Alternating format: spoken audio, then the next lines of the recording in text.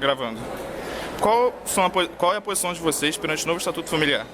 Eu sou completamente contra. Eu acho que a base da família é o amor. Não importa se é homem, mulher, homem com homem, só mulher, só homem. O que importa é a criação e o amor mesmo.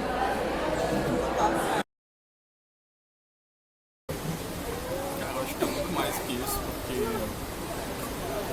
na verdade, me convenceram, não é como se precisasse convencer, mas há um tempo atrás falou esse assunto no meu trabalho e o arquiteto que trabalhava comigo na época falou uma coisa assim que fez muito sentido na minha cabeça, que é o seguinte: quando você pensa que a família é perfeita, formada por pai e mãe, você está falando que uma criança que fosse adotada por esse país, era melhor ela não ser adotada.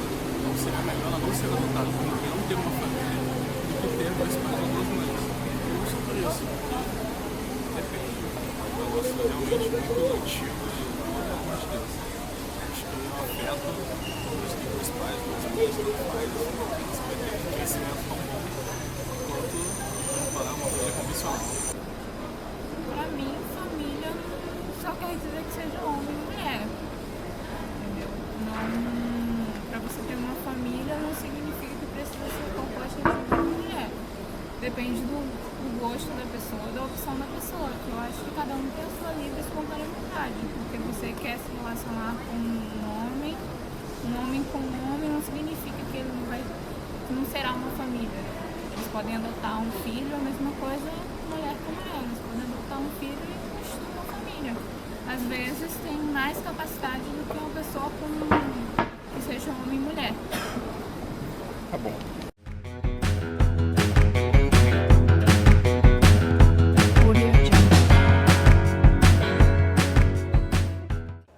O meu processo de aceitação foi bem complicado. Tipo, sempre é complicado.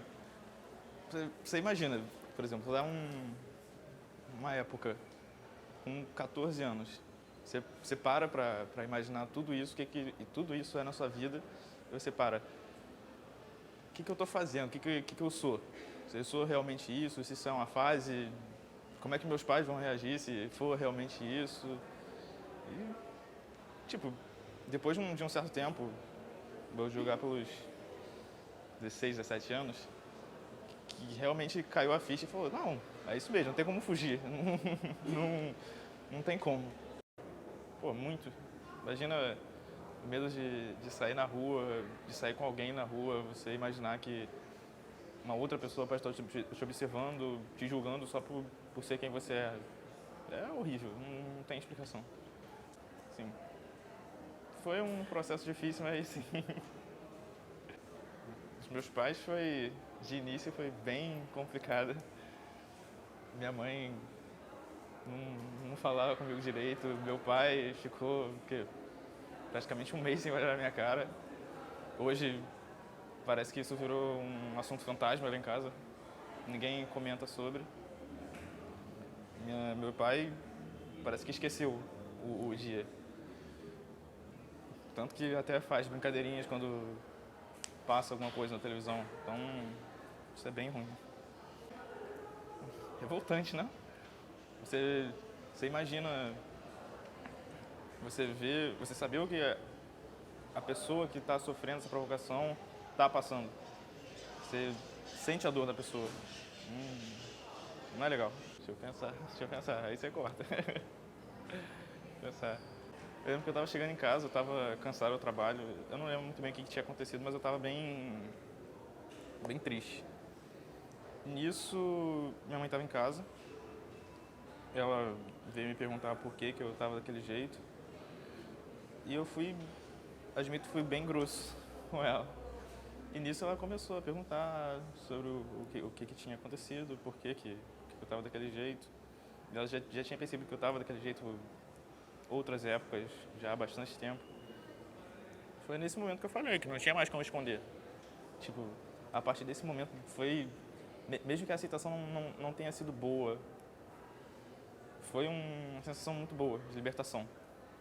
Mesmo, nunca mudei, nunca vou mudar por isso. Mas na família em geral, você se sente mais acuado. Porque, apesar de ser assumido publicamente, você ainda tem aquele medo do que os seus pais vão pensar se você contar para outra pessoa da família. Tipo, será que minha mãe vai querer que eu fale para essa pessoa? Será que meu pai vai querer que eu fale para essa pessoa? Ainda tem esse receio. Não. Eu acho que a partir do momento que eu me aceitei, que eu realmente vi que era isso mesmo, eu acho que isso abriu a cabeça para muito mais coisas do que além só da homossexualidade.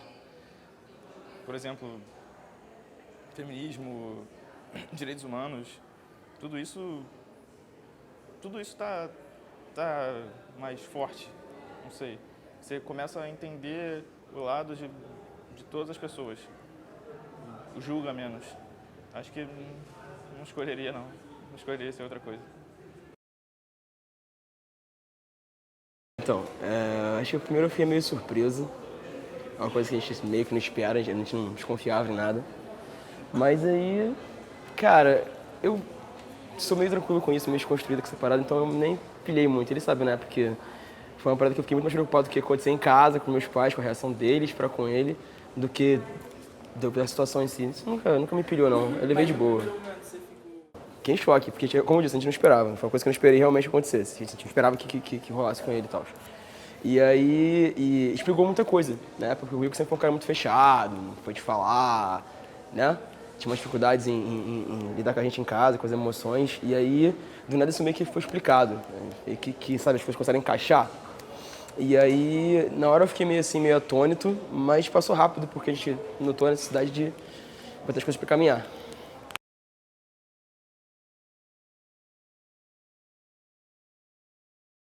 Meio complicado, né? A gente tá numa fase meio... Foi uma aceitação sem aceitação, é aquela paz velada. Ninguém fala nada, ninguém sabe de nada, o Igor sai faz as coisas dele sozinho, ninguém sabe, todo mundo fica quieto, nunca se fala. Eu tento assim, com ele, pessoalmente eu tento deixar as coisas mais naturais possíveis para ele, porque acho que é o único porto seguro que ele tem de naturalidade. É na minha casa, é comigo, porque acho que é onde ele pode ser mais ele, sem precisar ficar de pormenores com a família, ou escondendo. Essa paz velada, porque é chato, né? Dá a impressão que você está fazendo uma coisa errada, sempre que você tem que ficar nessa paz velada de não fazer o que você quer fazer, que você pode fazer, porque você sabe que não é errado. Mas em casa você não pode falar, você não pode tocar no assunto, você não pode fazer porque é tabu, não pode tocar, deixa quieto, é melhor esconder, melhor jogar areia em cima do que realmente deixar correr solto. E isso é muito chato, por isso que eu tento, sempre que ele vai lá em casa, deixar ele solto, há uma vontade de falar o que ele quiser, ser quem ele é. Acho que eu na faculdade de História, a gente aprende muito sobre processo, que é longa duração, muito tempo, processo, tudo é devagar, tudo é lento.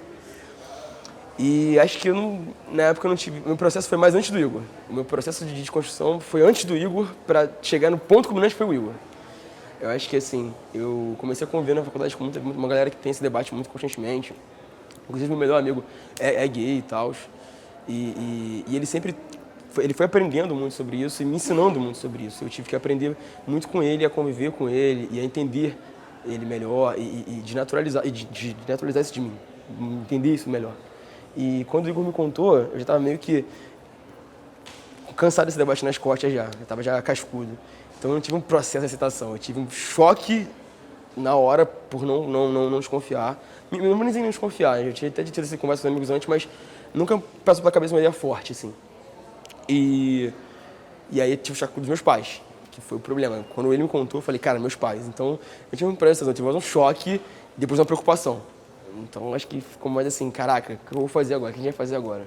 Foi o que eu falei com ele na época. Eu falei, cara, você tem que primeiro lidar com você, ficar sólido nos seus pés, sentir como é que você tá, bem e tal, pra depois você começar a resolver problema com os outros, com meu pai, com minha mãe, com todo mundo, se resolver algum problema por fora. Então acho que foi muito um processo, foi mais um choque. Eu fiquei muito puto, possesso, bolado, com raiva, eu queria defender ele e a situação em casa estava meio braba na época.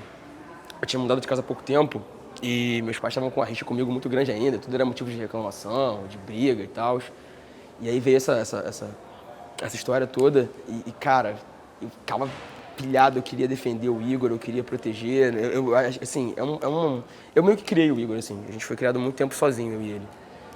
E nessa parada de ser criado um pelo outro, a gente meio que criou um senso de defesa muito forte um pelo outro, assim. Eu sempre tento proteger o Igor das coisas, sempre falar, cara, não faz assim, faz assado, já tive essa experiência. Não é aquela coisa de paizão autoritário, é mais uma coisa tipo assim, cara, eu sou um amigo mais velho que vai te ajudar porque eu já passei por isso. É tipo um veterano falando com um calouro.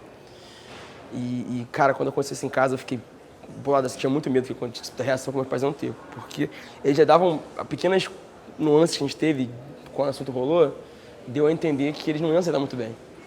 E quando rolou, eu fiquei muito preocupado. Eu falei, caraca, mané, vai dar merda, vai dar muita merda. Cara, a minha primeira reação foi defender o Igor. Eu falei, cara, o Igor não pode passar por essas coisas terríveis que as pessoas passam por aí, essas histórias que a gente escuta contar. E eu tenho muitos amigos da faculdade que passaram por casos horríveis, tem vários problemas em casa por isso. E eu fiquei muito pilhado em defender o Igor, de verdade. Acho que é justamente essa parte da aturar as coisas bravas do mundo, cara. Quando ele sai sozinho e tal, minha mãe fala que se preocupa muito com ele. Eu não mostro essa preocupação, ao mesmo tempo que eu fico preocupado, né, cara? A gente vê cada parada bizarra, assim, cada galera ignorante, galera distrata, galera que agride. E eu fico muito pilhado com isso, porque eu tenho medo do Igor passar por isso. Eu tenho muito medo do Igor ter que enfrentar esse tipo de violência, porque é uma coisa que ele não está acostumado. O Igor, ele foi criado... Lá em casa a gente criou ele muito na redoma. Ele foi criado muito...